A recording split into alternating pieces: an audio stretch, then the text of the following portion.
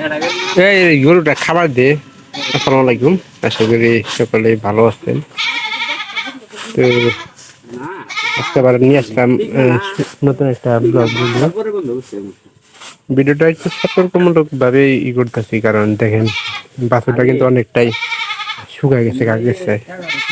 শুকানোর একটা মাত্র কারণ অবশ্যই ভিডিওর মাধ্যমে বলার জন্য আর কি ভিডিওটা করা। এই যে খুব মনে করেন যে এই গরুটার দুধ পানো নয়, ছোটবেলা থেকে যদি গরুর দুধ বেশি বেশি পানো নয়, সেক্ষেত্রে কিন্তু বাছুর মোটা তাজা হওয়ার সম্ভাবনাটা খুব কম। এই দেখো একবার শুকাইতে কিন্তু বাছুর দাম মানাই দেখে না। একটা সিন্ধি গরুর বাছুর থাকবো মোটা তাজা এবং কি সেই থাকবো অন্যরকম। যাইতে এই দুইটা মনে পড়তেছে। খালাই দিস না, একবারে না খাই না দুধ ঠিক মতো পান, মানে দুধ পানায় খালি বেশ খাবো না, অন্য খেয়ে দিই খাবো না, তুই জানো। এটা মানে গরুর দুধ বেশি বানাইলে কি হয়, তো এই জন্য কি সত্যি পেয়েছে আনতে দেবি কে? আমারও তো গাছ তুলুন লাগবো। কি করবা? কয়টা বাজে? 9টা? বাজার তো 10, 10:30। 10:30 না, এখনো নিবুর আসছি। আমার মনে হয় যে বুটে একটা এল্লা দুধও নাই, কারণ সব মনে করেন যে পানায় বিক্রি করে দিতেছে। কবে আইসস?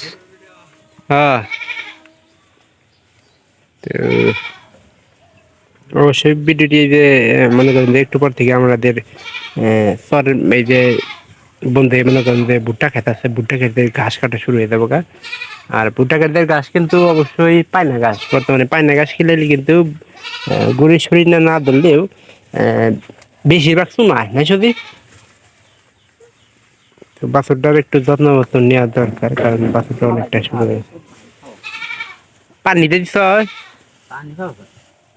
পানিতে দিলে তো পেট ভরে বাবা। এই কেন্দ্রটা কিন্তু আমাদের ক্লাবের, দামোদরপুর ক্লাবের। আমরা একটা ছোটখাটো গ্রামে বসবাস করতেছি। অবশ্যই এলাকা অনেক আছে যে জানে না। তারাকান্দি চিনলে অবশ্যই সবাই চিনবো না সদীপ, তারাকান্দি। তো এর আগের তুলনায় কিন্তু এই বাছুরটা কিন্তু ভালো স্বাস্থ্য মনে হচ্ছে। দেখেন তখনকার দুধের একটু ছিল না, কারণ প্রথম অবস্থায় এনকা আবার দুধ পানাবার দেয় পালা। তো অবশ্যই ভিডিওটি সম্পূর্ণ দেখবেন, ভালো লাগবে। আর এরকম ভিডিও পাওয়ার জন্য অবশ্যই কেউ ভিডিওগুলো মিস করবেন না। তো সবাই ভালো থাকেন, সবাইকে ধন্যবাদ। দেখা হবে পরবর্তী অন্য কোনো ভিডিওতে।